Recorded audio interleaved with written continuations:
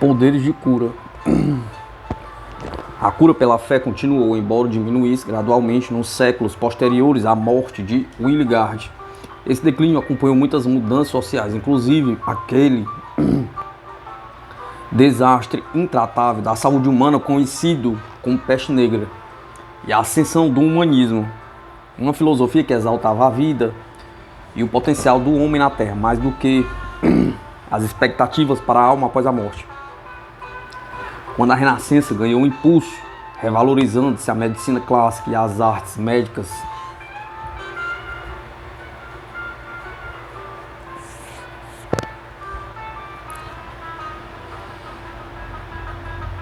mais uma vez foram colocadas em bases científicas. A grande obra sobre a anatomia humana do biólogo flamengo André Vessalio foi publicada em 1543. Nessa época apareceram traduções mais confiáveis de antigos textos médicos,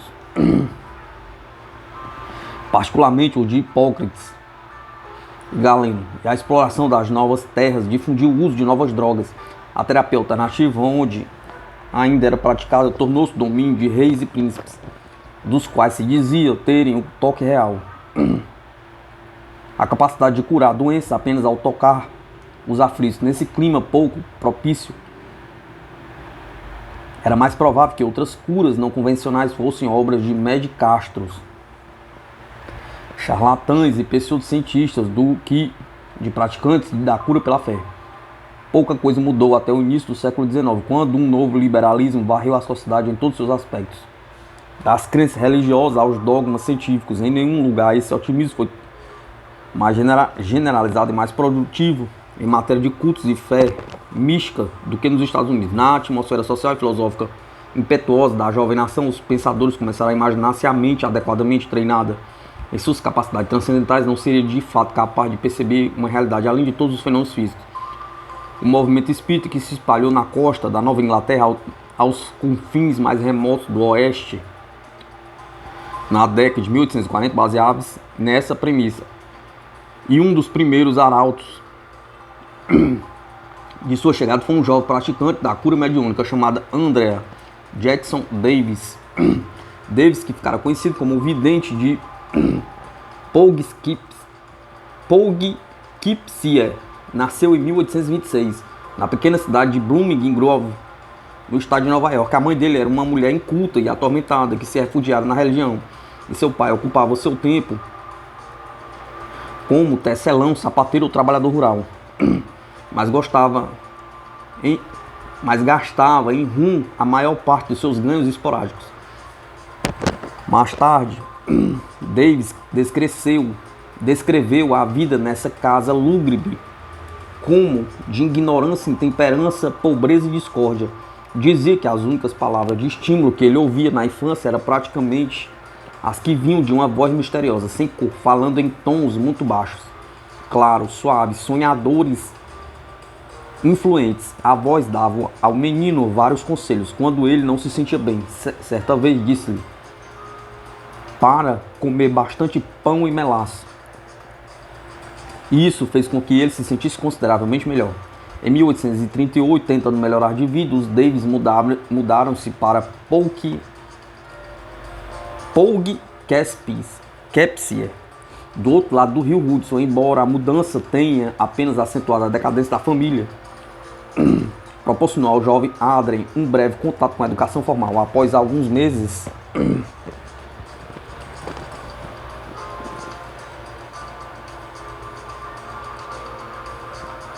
porém, embora mal tivesse aprendido a ler, saiu da escola para trabalhar, inicialmente como balconista em uma mercearia e depois como aprendiz de sapateiro.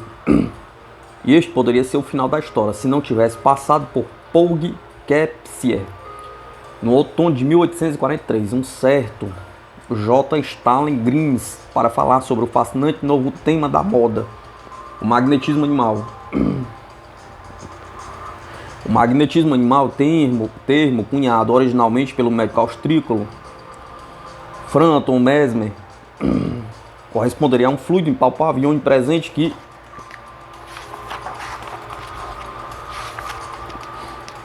correria pelo interior do corpo humano e governaria a saúde.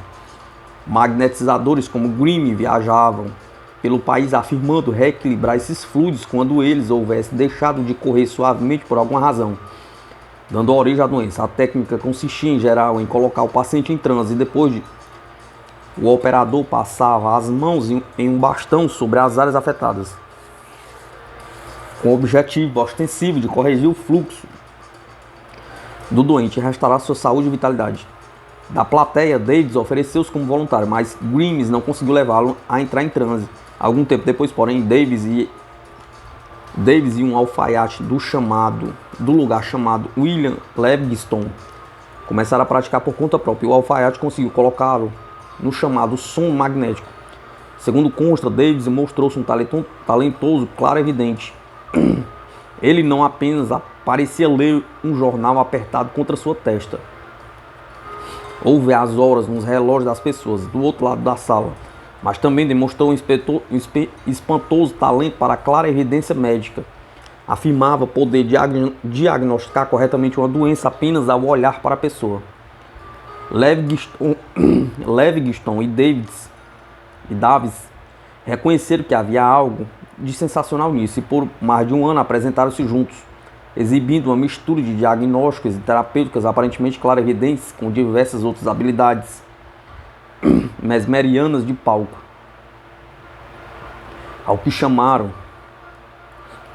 Aos que achavam notável um aprendiz de sapateiro saber tanto de anatomia e coisas afins, Davis explicava que durante os transes o corpo humano, ou melhor, toda a natureza se tornava transparente.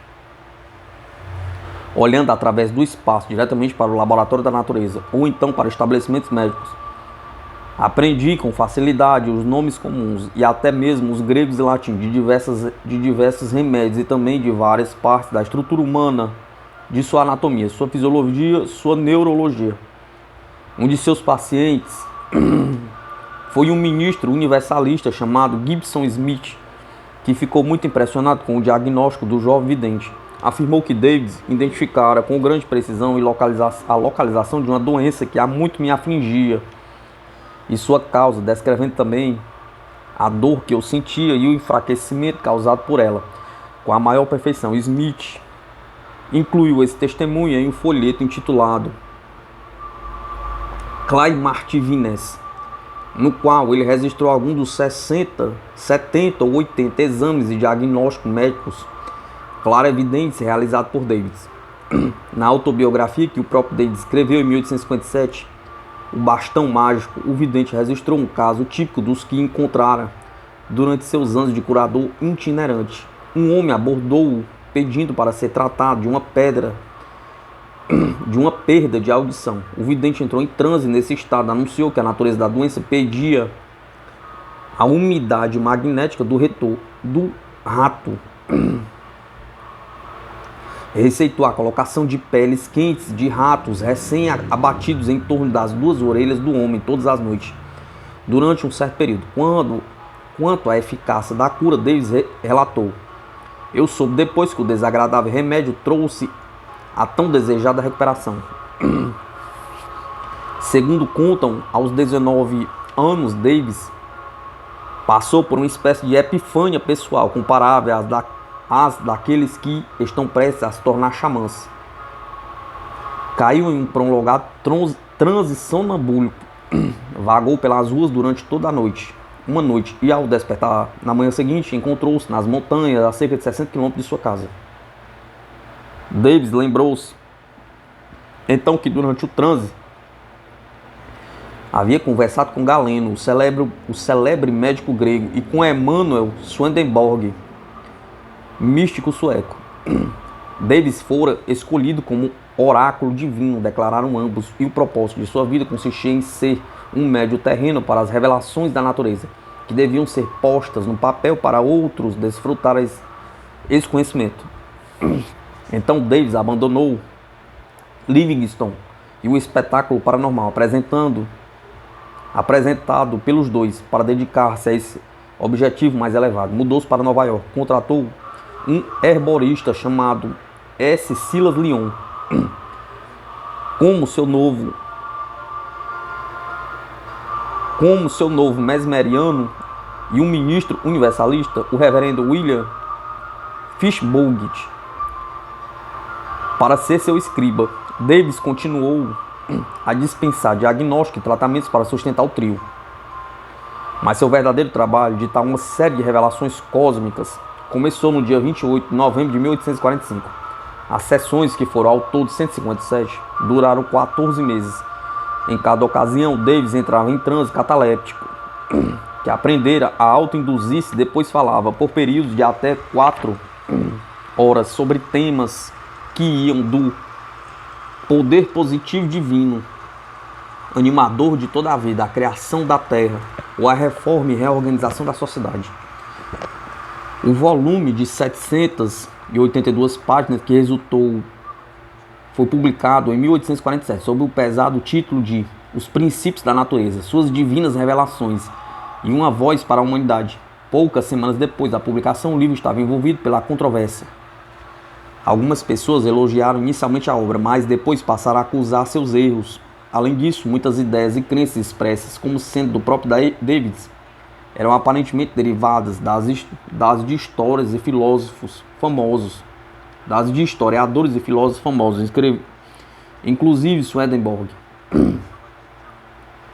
Quando os críticos sugeriram que Davis poderia ter lido as obras desses sábios e durante o transe, simplesmente parafraseando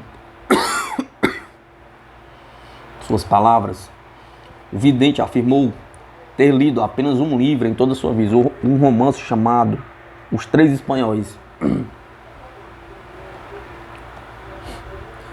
Fosse pela controvérsia, fosse pelo mérito próprio, Revelações tornou Davis famoso fora do campo da medicina. Por algum tempo até apareceu que ele havia deixado de lado a cura do indivíduo em favor da cura do mundo. Mas finalmente, quando os lucros de suas obras filosoficamente começaram a cair, Davis retomou suas atividades terapêuticas. Mesmo assim, ele continuou a ser um escritor prolífero. Em 1861, publicou uma obra breve e sensata chamada O Arauto da Saúde, contendo receita médica para o corpo e a mente do homem. Nesse livro, Davis expunha os fundamentos de que ele considerava como a manutenção e restauração da saúde. Também chegou notavelmente perto das teorias da medicina holística do século XX, sobre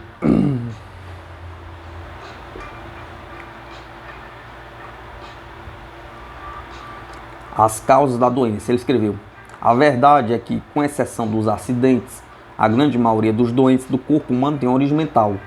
Maravilhava-se com a perfeita adaptação e competência das energias vitais do homem para reparar e harmonizar por si mesmas os órgãos do corpo. Ele declarava que toda matéria médica, adstringentes, tônicos, emolientes, corrosivos, estimulantes, sedativos, narcóticos, refrigerantes, antiespasmódicos, antissépticos, cialagogos, expectorantes, eméticos, diaforéticos, todos podem ser encontrados nesse prodigioso repositório de saúde e doença, a constituição do homem.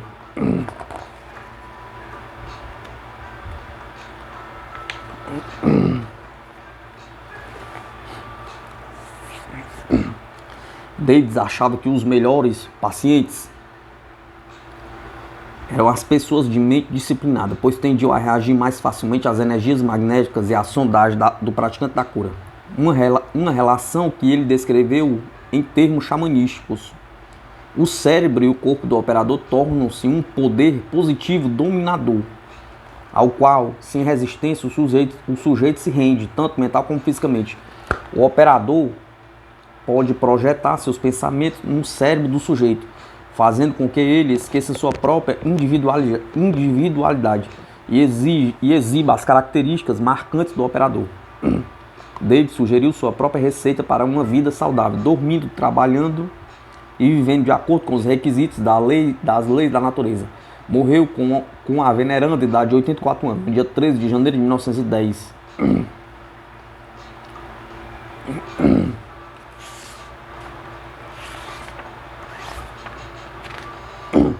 Os médicos das colmeias. Ao longo dos milênios em que os homens e as abelhas coexistiram, os produtos destas tornaram-se remédios populares básicos.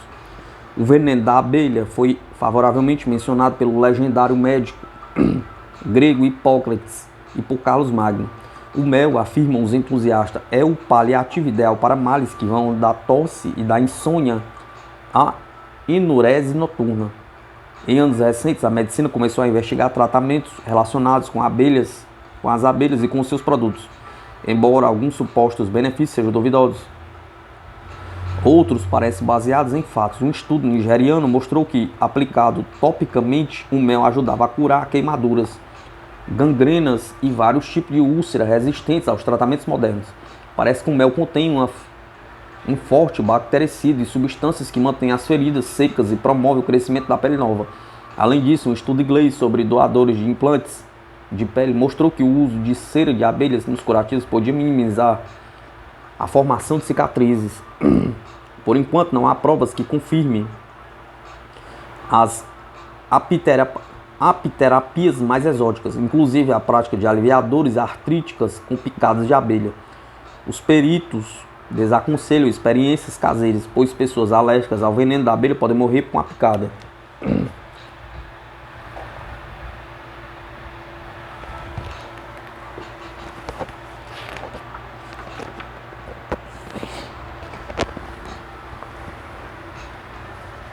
Velhos e novos deuses em mescla medicinal.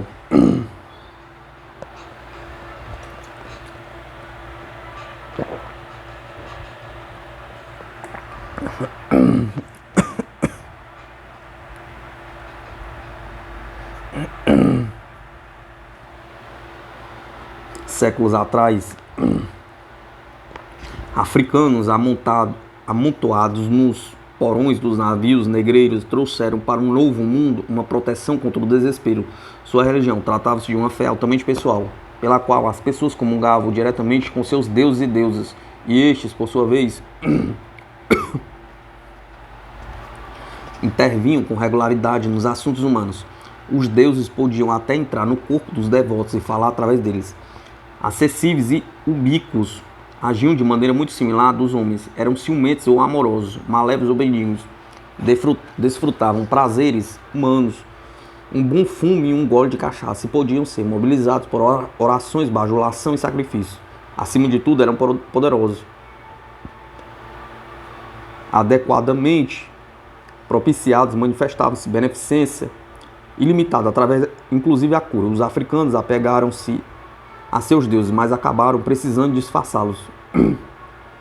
Os senhores do Novo Mundo decretaram que os escravos tinham que aceitar o cristianismo, em geral o catolicismo. Disso resultou uma mistura de deuses e santos em religiões novas e sincréticas. Voodoo no Haiti, no sul dos Estados Unidos, santeria em Cuba e Porto Rico, e no Brasil a macumba, cujos seitas da Umbanda e do Candomblé somam também elementos espíritas indígenas. Os velhos deuses de alguns povos africanos vivem nessas religiões que são praticamente praticadas até hoje. Os bandistas reúnem-se em uma praia paulista para homenagear a deusa do mar, Iemanjá, que corresponde à Virgem Maria. Diz que a imersão no mar garante amor e saúde para os devotos de Iemanjá. Durante um ritual de cura grupal, médios rodeiam um paciente coberto de flores.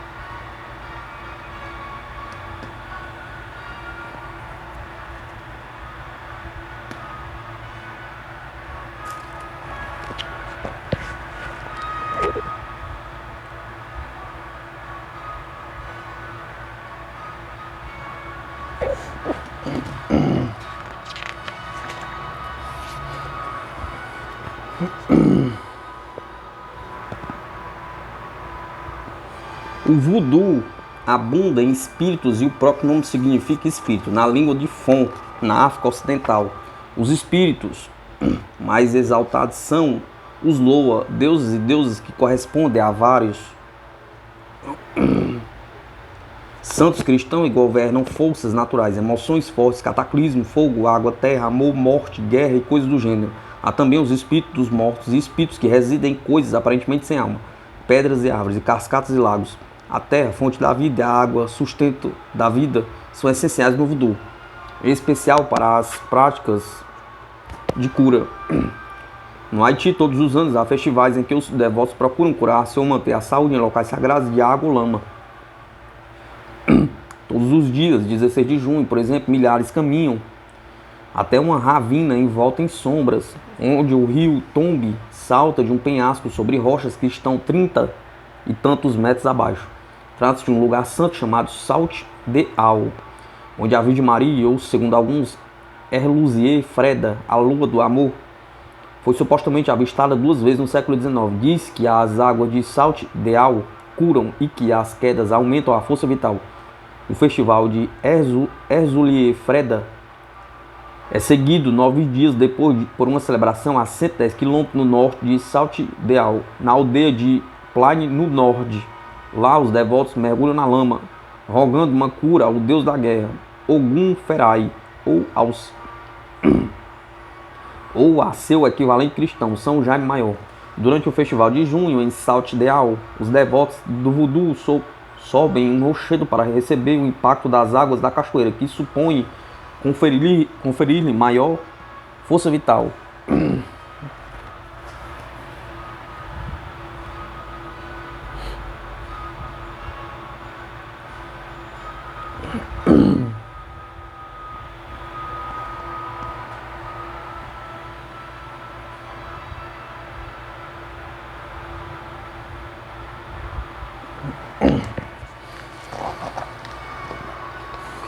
Ajoelhada no chão, em Plaine do Norte, uma devota do voodoo sente-se possuída por Ogum Ferai. Em torno dela, os fiéis pedem curas e proteção ao Deus corporificado.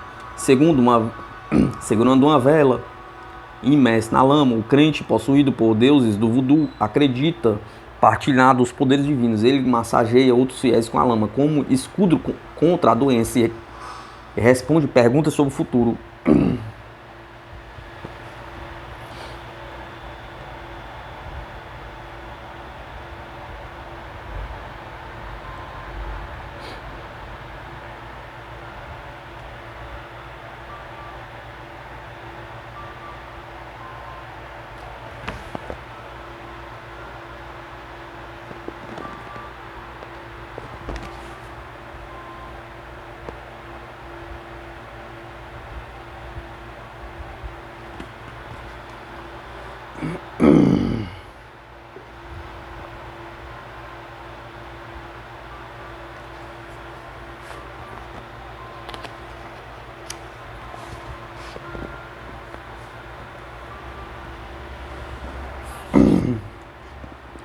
Fotos, cartas e réplicas de braços, pernas e cabeças, ex-votos de suplicantes cobrem as paredes da Igreja do Bonfim, em Salvador, na Bahia. Os que vêm em busca de cura muitas vezes participam tanto dos rituais de candomblé nas escadarias da igreja quanto da cerimônia católica celebrada em seu interior.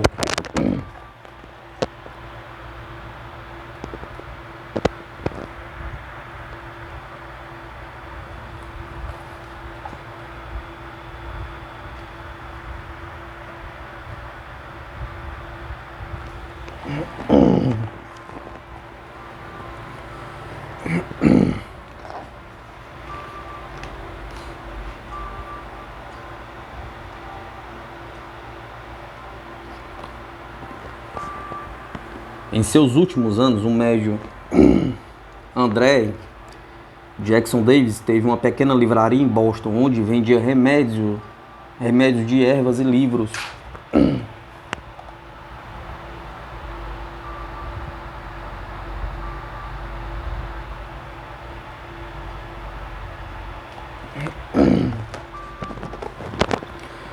Nove meses após a morte do vidente de Pug Kespisi, um homem que de certa maneira podia ser considerado seu sucessor espiritual, atraiu as atenções nas páginas do The New York Times. em um artigo intitulado Analfabeto torna-se médico ao ser hipnotizado. O estranho poder exibido por Edgar Cayce intriga os clínicos. A notícia falava de Edgar Cayce, um rapaz do campo de 33 anos de idade. Maneiras suaves e um tanto tímido, ele entrava em transe com regularidade. Nesse estado, fazia diagnósticos e curas. O jornal citava o Dr. Wesley Ketchum, clínico de boa reputação, formado por uma das mais importantes instituições médicas do país, e cético, confesso, que estudara Cayce profundamente por 4 anos. Ketchum estava particularmente impressionado com o domínio dos detalhes da terminologia médica que Cayce exibia quando estava em transe. Seus termos psicológicos e sua descrição da anatomia nervosa seriam motivo de orgulho para qualquer cátedro de neurologia. Não há hesitação em sua fala e suas afirmações são claras e concisas. Ele utiliza os termos mais complexos com a facilidade de qualquer médico de Boston, o que considero prodigioso, principalmente ao sabermos que, em seu estado normal, ele é um homem inculto no tocante à medicina, à cirurgia e à farmacologia. Não foi surpreendente que a imprensa, o público e os profissionais de medicina passassem a cobrar detalhes da vida de Cayce, e o currículo dele começou a aparecer. Edgar Cayce nascera no dia 18 de março de 1877, filho único de um pequeno lavrador de tabaco que morava em Hopkinsville, no estado do Kentucky. Embora ele mais tarde alegasse ter tido experiências ocasionais de paranormalidade ao longo da infância. O primeiro indício claro de que Cayce tinha um dom da cura surgiu, segundo dizem, quando ele tinha 16 anos, em consequência de um ferimento sem importância sofrido durante um jogo de beisebol.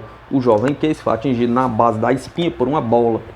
E embora o problema não fosse sério, começou a agir de modo um tanto estranho. Naquela noite em casa, habitualmente dócil, Edgar começou a causar tumulto, gritando, gargalhando, atirando coisas e brigando com todos. O pai mandou-o para a cama, onde o rapaz logo caiu em sono profundo. Quando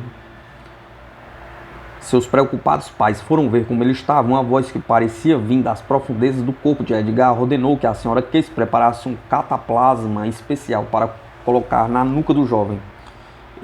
Ela fez o que a voz misteriosa pedira e depois disse: o rapaz dormiu normalmente. Na manhã seguinte, ele despertou tranquilo, sem qualquer lembrança, aparentemente, dos estranhos acontecimentos na noite anterior.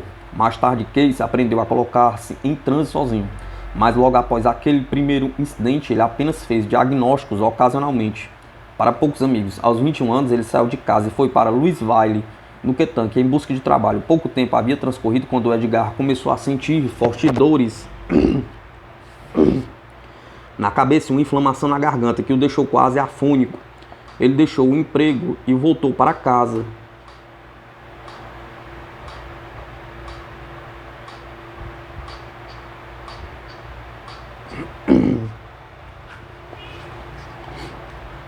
Dos pais, procurando consultar todo tipo de médico. Após um ano de tratamentos ineficazes, Cayce recorreu à ajuda de um hipnotizador da região, chamado Al Line.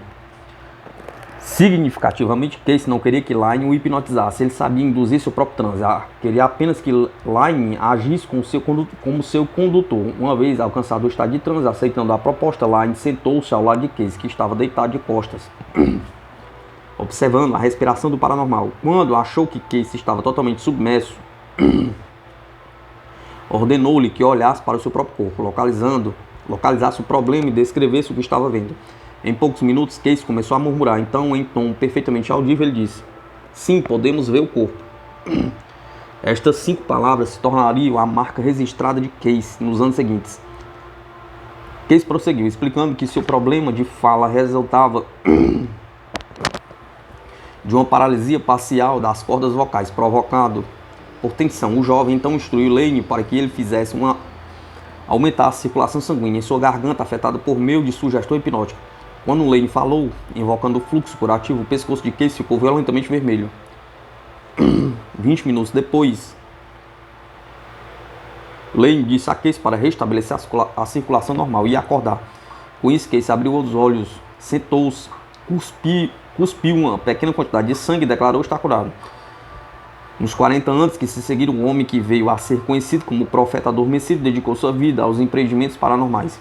A maior parte de sua obra estava concentrada na cura, mas ele fazia também leituras de vida para clientes que queriam ser informados sobre encarnações anteriores, profecias sobre catástrofes mundiais e interpretações de sonhos.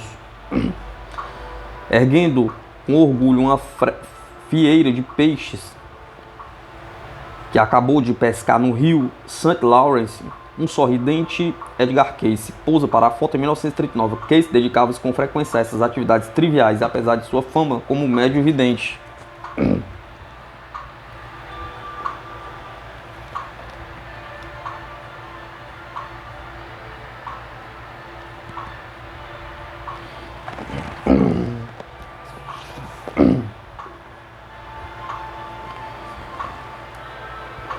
Em pouco tempo, Rupkesweiler ficou pequeno demais para Cayce. Após mudar-se várias vezes, recebeu instruções durante uma leitura para fixar-se em Virginia Beach. E para lá ele transferiu seu campo de ação. Em 1926, as contribuições choviam. $20 era a quantia sugerida para cada leitura, mas muitos clientes agradecidos pagavam muito mais e seu outrora minúsculo empreendimento expandiu-se consideravelmente. Com o tempo havia um hospital completo, uma fundação para cuidar das finanças e uma organização que ficou conhecida como a Associação de Pesquisa e Iluminação para supervisionar os registros de curas de Cayce. Cayce, por sua vez,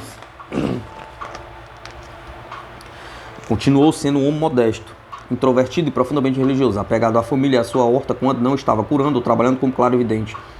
Mesmo quando fazia leituras, em geral 2 vezes por dia, de manhã e à tarde, sua técnica era discreta.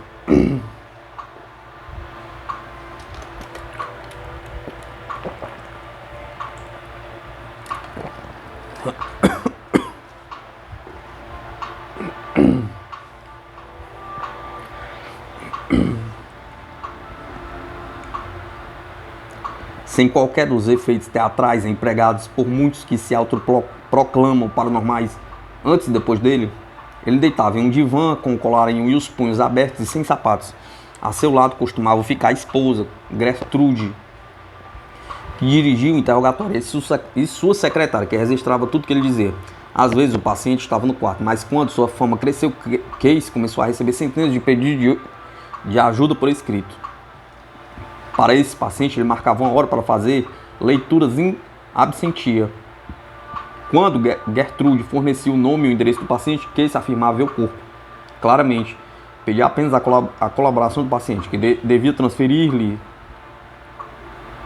transmitir-lhes à distância, mentalmente, as características da doença. Após diagnosticar as causas da moléstia, Cayce fez uma série de recomendações para a cura. Adotava também a prática de encaminhar certos pacientes para médicos da região deles, para dar continuidade ao tratamento. Como ele podia descobrir espontaneamente os nomes desses médicos, muitas vezes em pequenas cidades que nunca visitara, era outro mistério. Certa ocasião, ele recomendou a uma mãe aflita de Nova York levar seu filho para um certo Dobbins quando voltasse para casa. Mas quando a mãe tentou contatar o Dr. Dobbs, não encontrou esse nome na lista telefônica. Procurando mais, descobriu um osteopata chamado Frank Dobbs, que acabara de se mudar para o bairro onde ela morava, e por esse motivo não tinha ainda o seu nome na lista. Outro aspecto desconcertante do método de Cayce dizia respeito às drogas que ele receitava. Muitas vezes os remédios incluíam fórmulas que haviam sido excluídas da farmacopeia, corrente por serem consideradas antiquadas ou que estavam ainda em fase de desenvolvimento nos laboratórios, sendo conhecidos apenas os químicos envolvidos. Muitas vezes as fórmulas eram simplesmente esquisitas, tal como cálcios, ou um suplemento de cálcio feito de ossos de frango pulverizados, e Simex lectularius, suco de percevejos espremidos, que ele receitava para gota, febrite, nefrite. A despeito de sua grande clientela, ou talvez por causa dela, a vida de Cayce foi perturbada por tumultos e controvérsias. A depressão de 1929 foi perturbada. A depressão de 1929 teve seus efeitos sobre a Associação de Pesquisa e Iluminação, e a fundação foi forçada a vender grande parte de seus imóveis em Virginia Beach.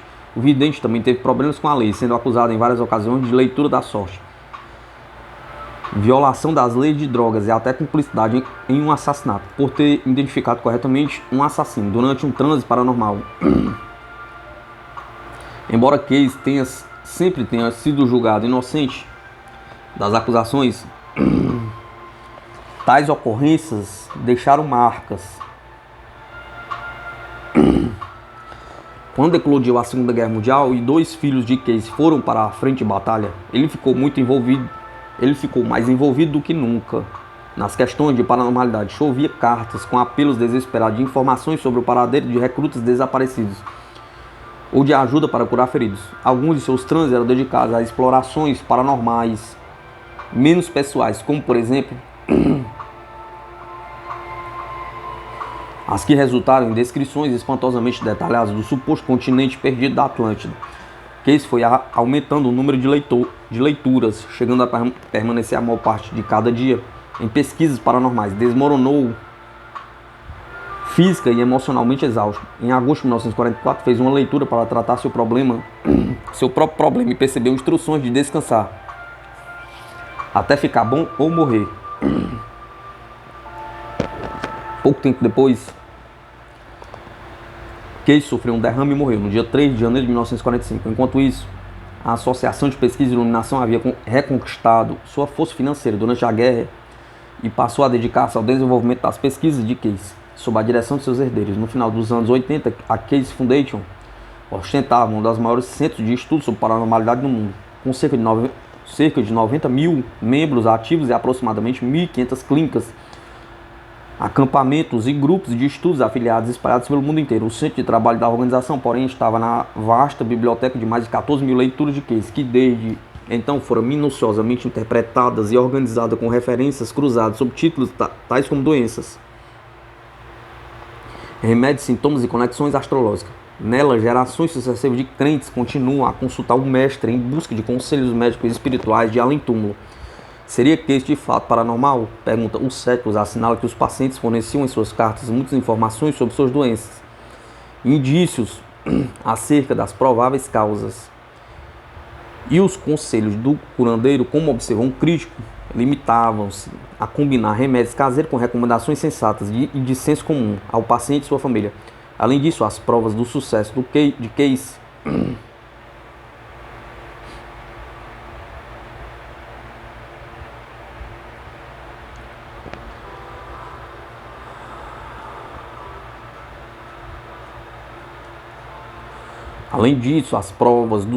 Case baseiam-se acima de tudo em testemunhos e cartas de agradecimento a poucos dados de médicos ou de outros cientistas que confirmem ou rejeitem as alegações de curas milagrosas, complicando assim a tarefa de determinar se ou em que medida um fator paranormal autêntico estava envolvido no trabalho de Case. Seja qual for a verdade acerca dessa questão, Case foi sem dúvida o mais influente, talvez o mais talentoso dos praticantes da cura mediúnica nos tempos modernos. Porém, ao mesmo tempo que Case e outros alegavam ter recebido seus poderes de cura de alguma força divina, havia outro grupo de terapeutas contemporâneos que atribuíam suas revelações a espíritos de mortais desencarnados. Há muito falecido. Um dos praticantes das curas espirituais foi Harry Edwards, que ficou conhecido na Inglaterra durante a Primeira Guerra Mundial.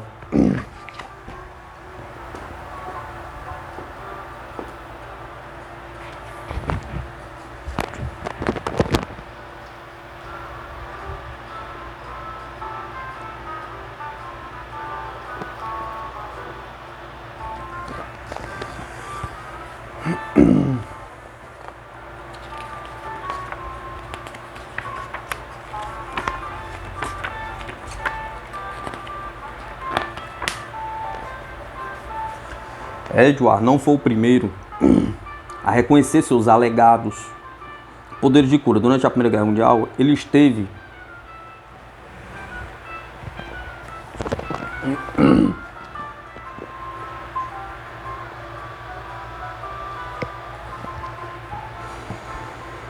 à frente de uma equipe árabe encarregada da construção de ferrovias no Oriente Médio.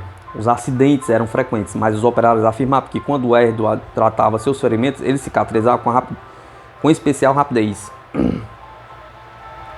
Edward não fazia caso desses comentários.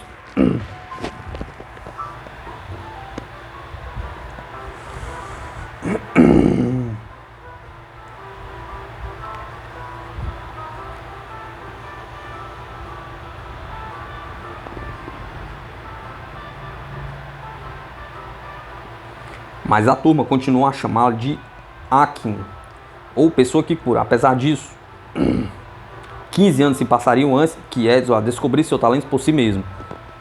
Homem de negócio com um interesse diletante pelo espiritismo, pela magia, Edward ficou intrigado com a possibilidade de cura espiritual em 1935, enquanto meditava por um amigo que estava morrendo de tuberculose avançada em um hospital longínquo. De repente, segundo recordou depois, percebeu que seu olho mental havia de algum modo viajado para o hospital, fixando-se em determinado leito. Continuando a meditação, a imagem de seu amigo apareceu diante dele. Ele sentiu uma estranha energia passando através de seu corpo. Ao saber na manhã seguinte que seu amigo parecia estar passando por uma recuperação espontânea, Edward imaginou que talvez tivesse feito uma viagem astral sem perceber, tornando-se um médium dessa recuperação aparentemente milagrosa. Edward resolveu investigar a questão mais a fundo. Em um esforço para aperfeiçoar seu talento, recentemente descoberto, tentou trabalhar sob auto-hipnose, tal como Case e outros praticantes contemporâneos da cura espiritual haviam feito. Descobriu, porém, que era igualmente capaz de diagnosticar e canalizar mensagens dos espíritos apenas com a meditação.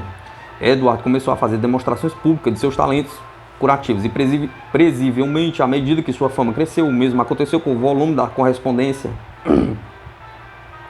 solicitando a cura de pessoas ausentes. Edward concluiu que a cura de ausentes funcionava tão bem quanto a feita em contato pessoal e, ao contrário de Case, não via correlação positiva entre a colaboração do paciente e o sucesso da cura. Aparentemente, isso não tinha a menor importância. Consta que no auge de sua carreira, Edward recebia 2.000 cartas por dia em seu santuário de cura, uma mansão rural em Surrey, na Inglaterra. Segundo seus próprios registros, o curandeiro alcançou uma média de 80 a 90% de recuperação dos pacientes selecionados para o tratamento. Mas nunca se fez um controle científico estrito que permitisse avalizar tais resultados. Quando lhe pediam para definir a fonte de suas informações médicas,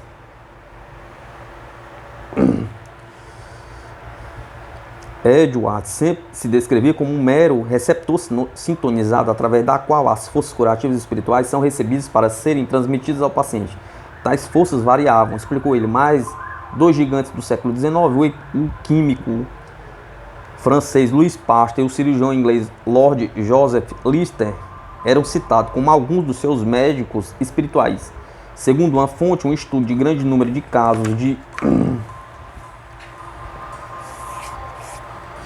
Edward não revelou uma só cura que não pudesse ser explicada como psicogênica, isto é, ocorrida apenas na mente, ou como resultado de uma remitência espontânea. O público, no entanto, continuou fascinado, e quando Edward morreu em 1976, dois de seus colegas, que evidentemente também estavam sintonizados, continuaram seu trabalho. Embora Edward acreditasse seu sucesso de cura, a influência de guias espirituais, ele não alegava transformar-se em nenhum médico em particular durante uma sessão de cura, o que não era o caso de outro conhecido curandeiro inglês, George Champman. Ex-bombeiro de Liverpool, Champman supostamente descobriu seus poderes de cura quando se converteu ao espiritismo, em 1945. Logo após a morte de sua filha recém-nascida, o atormentado Champman estava procurando indícios da vida após a morte. Entrou em estado de transe enquanto estava hipnotizado. Afirmou ter recebido mensagens de diferentes praticantes da arte de cura, tais como um curandeiro índio-americano e um cirurgião chinês chamado Shang. Logo depois, segundo contou Champman, outro espírito mais impressionante apresentou-se, o do Dr. William Lang, famoso oftalmologista e cirurgião inglês que morreu em 1937. Quando Champman ficou sabendo da identidade de seu guia espiritual, decidiu dedicar sua vida à cura. O entusiasmado médium chegou até a comprar a antiga casa e consultório do renomado médico, lugar lógico para conduzir sua prática espiritual, na cidade de Aylesbury, ao norte de Londres. George Champman descreve sua técnica como cirurgia etérica e alega ser capaz de fazer tudo, desde remoção de cataratas até cirurgia de coração aberto, sem sequer tocar o corpo do paciente. Champman acredita que ele e o Dr. Lang podem fazer isso porque tratam o corpo etérico, um campo de energia que, segundo acredita, existe em correspondência com o corpo físico. Champman inspirou inúmeros livros e artigos em que pacientes satisfeitos descreveram sua experiência de ir ao consultório do Dr. Lang. A documentação mais extensa talvez seja encontrada no livro Mãos que Curam, escrita em 1966 por Bernard Hutton, o autor cujas outras obras cobrem temas como sobrenatural e a espionagem. Ficou sabendo do trabalho de Champman quando ele sofreu uma perda de visão em virtude de uma doença grave. Instado pela esposa, Hutton marcou uma hora com o Dr. Lang. De início cético, o autor recebeu o que considerou uma cura milagrosa por meio do médium em estado de transe. Decidido a investigar Champman mais a fundo, Hutton entrevistou muitos de seus pacientes e verificou históricos médicos empenhando-se em determinar a autenticidade e credibilidade das realizações de Lang e de Champman. A maioria dos pacientes que ele entrevistou descreveu experiências semelhantes à dele. R. Edward punha as mãos sobre um paciente em sua primeira exibição pública em Londres, em 1947. Ele desmerecia seu suposto dom, dizendo: "Eu jamais curei alguém. Meu papel é o de simples canal para os poderes curativos."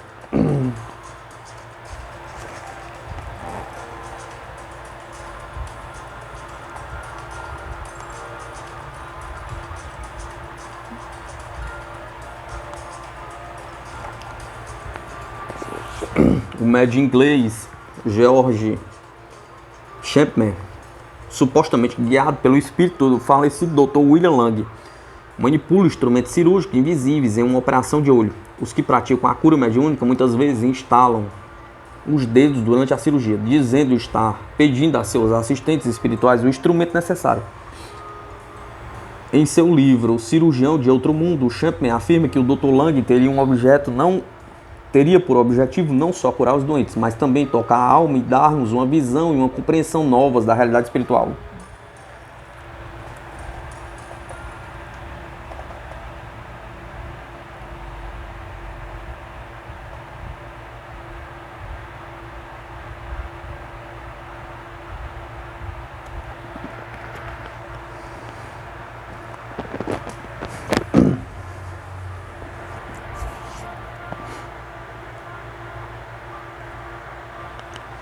A partir do momento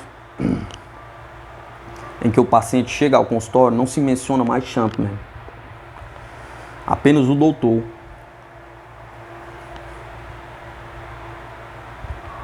Na sala de atendimento, ele é recebido por um homem que parece ser velho, de ombros caídos e voz trêmula. O Dr. Lang tinha 84 anos de idade quando faleceu. Dava para ver a semelhança entre a figura em pé e a fotografia de Champman. Registrou Hutton. Mas o rosto parecia muito mais velho. Os sulcos e ruas eram marcados de uma idade realmente avançada, mas eu sabia que Champman era um quarentão. Durante a maior parte do tempo, Champman ficou de olhos firmemente fechados. Ele entra em transe no início de cada dia e permanece assim até atender o último paciente. Agindo como Dr. Lang, Champman fala com os pacientes, diagnostica suas doenças e, se necessário, opera com seus instrumentos invisíveis. Com frequência é permitido ao amigo ou parente que acompanha o paciente a assistir ao tratamento. Nos depoimentos dados a Hutton, as testemunhas confirmam que jamais haviam visto qualquer instrumento de cirurgia no consultório. No entanto, os pacientes submetidos à cirurgia contaram ter sentido a leve pontada de um bisturi sendo inserido, a picada de uma agulha, a união dos tecidos ao costurar-se uma ferida e até mesmo um pouco de dor pós-operatório no dia seguinte.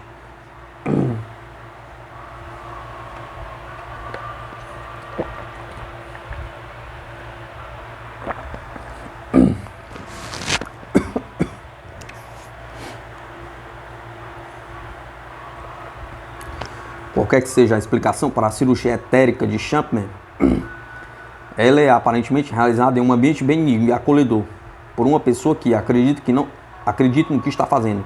No entanto, no tipo de cura praticado por Champman, parece não haver mais do que um passo para a realizada por conhecidos cirurgiões espíritas que abundam em alguns países do terceiro mundo. Esses supostos milagreiros que sustentam trabalhar sob a condução espiritual de Jesus Cristo ou de qualquer outro grande realizador de curas, afirmam que seu tratamento consiste em interferir no organismo de seus pacientes sem nenhuma incisão, removendo os tecidos mortos ou doentes. E as grandes quantidades de sangue, massa e tecido tumoral que apresentam durante as operações parecem, à primeira vista, confirmar a verdade de suas afirmações. No entanto, cuidadosas investigadas investigações conduzidas por William Nolan, um respeitado cirurgião americano que foi submetido a uma operação espiritual, e David Roy, um mago e paranormal profissional do Kentucky, mostraram que, na verdade, os cortes quase nunca são feitos. Em vez disso, os chamados cirurgiões praticam hábeis truques de predestinação, ocultando bolsas de sangue e pedaços de material em aspecto de tecido orgânico para revelá-los no momento crítico. Por mais grosseiros que sejam os truques, para os que estão desesperadamente doentes, muitas vezes basta ver para acreditar. E este é o objetivo declarado de muitos cirurgiões espirituais: restaurar a saúde por meio do efeito placebo. Eles ensinam a novos recrutos suas maneiras de convencer, para dar continuidade ao que consideram como uma antiguíssima tradição, a cura pela fé. Os cirurgiões espirituais gostam de grande popularidade no Brasil e nas Filipinas, onde se estima que dezenas de praticantes atuam em diversos pontos do país. Esses supostos cirurgiões não atraem apenas milhares de compatriotas, mas também, graças à considerável propaganda feita no exterior, aviões cheios de clientes de outros países. A maioria dos pacientes é composta por pessoas comuns, enfrentando condições terminais e desesperadas para preservar sua vida. Em geral, suas tristes histórias nunca chegam a ser conhecidas pelo público. Mas a comovente tragédia de Andy Kaufman, um jovem popular astro cômico da televisão americana, foi relatada na revista Discovery em agosto de 1984 por Martin Gardner, um escritor de tema científico que se dedicou a denunciar fraudes praticadas por supostos paranormais. De acordo com Gardner,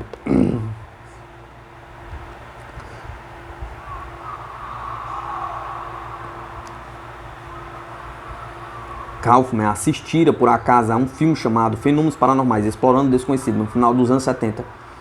O filme mencionava, de passagem, o trabalho dos cirurgiões espirituais nas Filipinas, expressando apenas leves dúvidas quanto à sua eficácia real.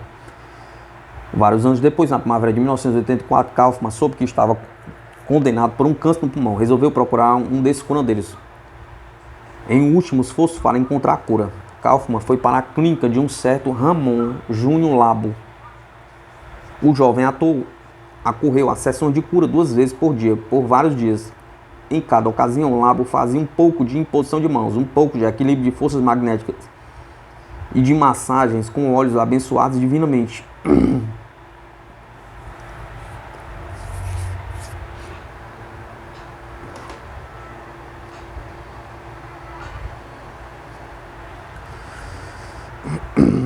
Enquanto esperava instruções espirituais, então recebeu o que disse ser uma lição divina. Labo deu a impressão de estar abrindo o tórax enfermo de Kaufman, estancando uma grande quantidade de sangue e depois removendo o material agressor. Poucos dias depois, o ator voltou para Los Angeles, convencido de que o câncer fora erradicado. Apenas 2 meses depois ele morreu. Radiografias feitas em um hospital mostraram que nenhuma cirurgia fora jamais realizada e que o câncer havia prosseguido em seu rumo mortal, sem qualquer controle. Diante das contradições,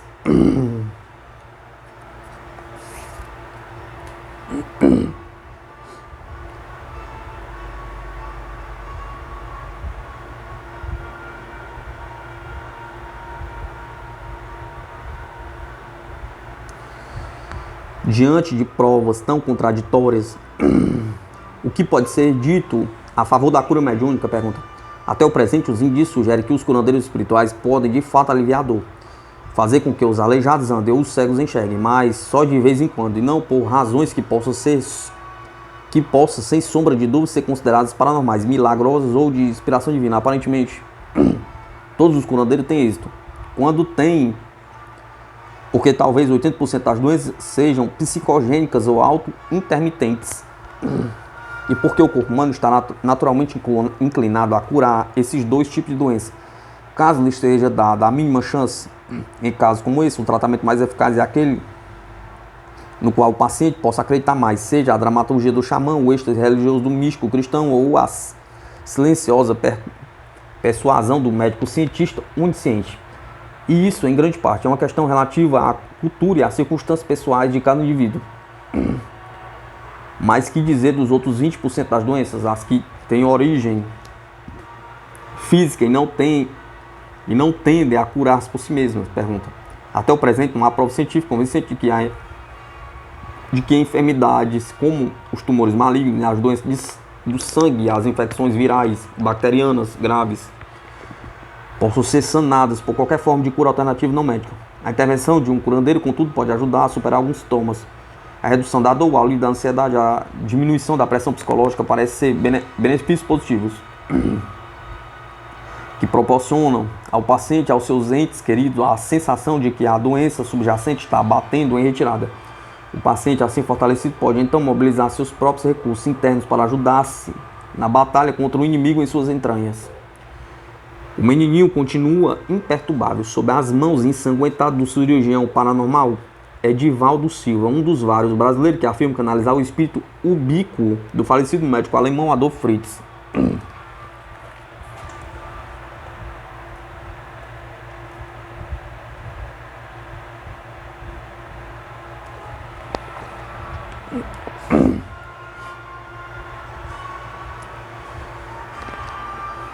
Uma atitude positiva e confiante como essa deveria ser aplaudida por qualquer clínico que esteja acompanhando um paciente gravemente enfermo. No entanto, entre as curas alternativas e a medicina científica há uma furiosa batalha.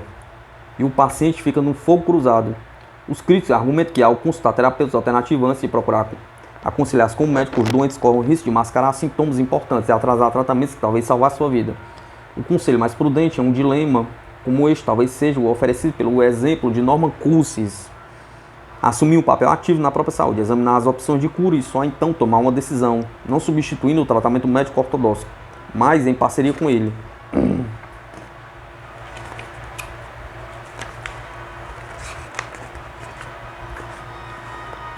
O renascer da medicina popular. Muito antes que a medicina se tornasse uma ciência, as drogas fossem criadas em tubos de ensaio. Os curandeiros populares já empregavam uma extensa, às vezes bizarra, lista de técnicas e fármacos naturais para tratar os doentes.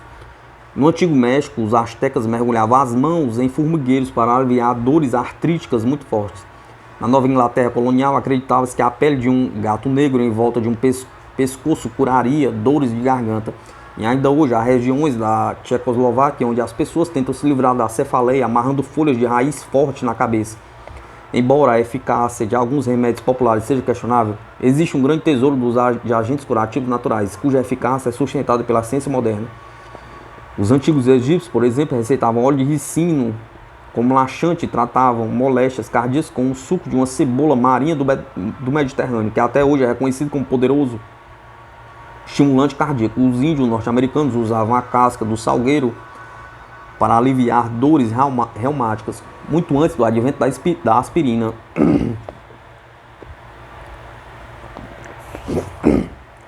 Cujo ingrediente ativo é similar à substância encontrada na casca do salgueiro. Mais de 40% das drogas receitadas nos Estados Unidos contém ingredientes derivados de ervas, plantas ou outras fontes naturais. Muitas destas drogas baseiam-se em terapias tradicionais. Nos últimos anos, a medicina popular está passando por uma espécie de renascimento.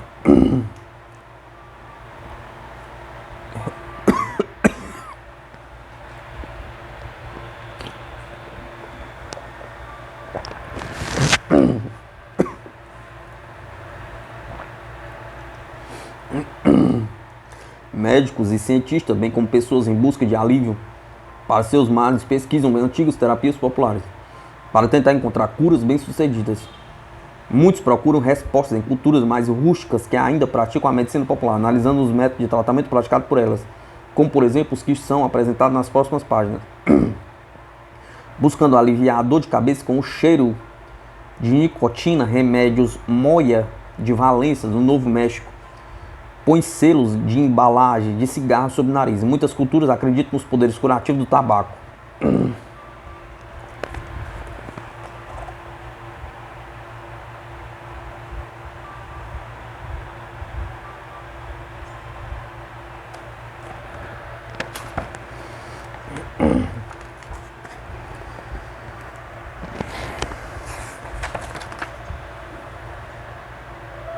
Uma parteira e curandeira de uma remota região montanhosa do Paquistão trata as costas doloridas de um aldeão com uma massa de pão e uma cuia. Inicialmente ela põe um círculo de massa sobre a região dolorida, depois coloca pedaços de papel com versos do Alcorão em uma cuia, ateia fogo ao papel e vira a cuia sobre a massa, produzindo assim um calo úmido, semelhante ao de um cataplasma.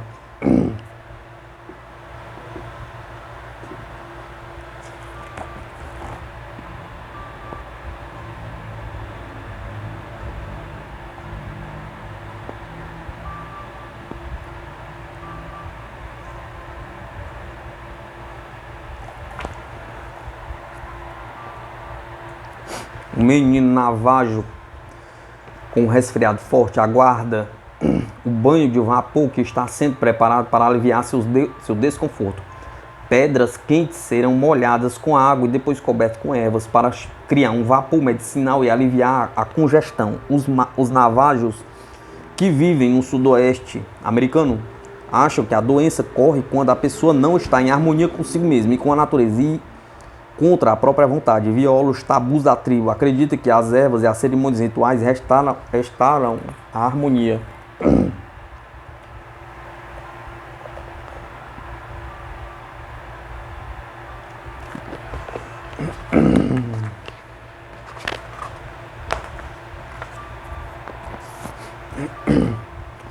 Um curandeiro Dogon da aldeia de Tirele, na África Ocidental, pratica a antiga arte de sangria para curar a febre de um membro de sua tribo. Ele faz, primeiramente, um corte nas costas do paciente, depois chupa o ar por um chifre oco de vaca, colocando sobre o corte. O vácuo, assim criado, suga o sangue.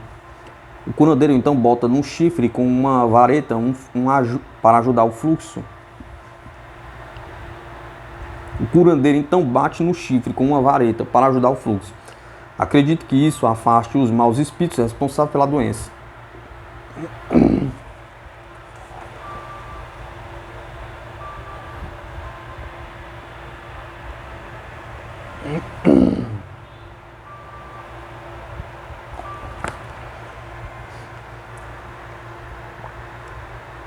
Uma curandeira grega, usando o método conhecido como ventosa seca, coloca copos aquecidos sobre as costas de uma paciente para aliviar uma moléstia respiratória. Quando o ar quente dentro do corpo esfria e se contrai, o vácuo que se cria suergue a pele do local. Acredito que a cura ocorra ao atrair o sangue para a pele, afastando do órgão doente.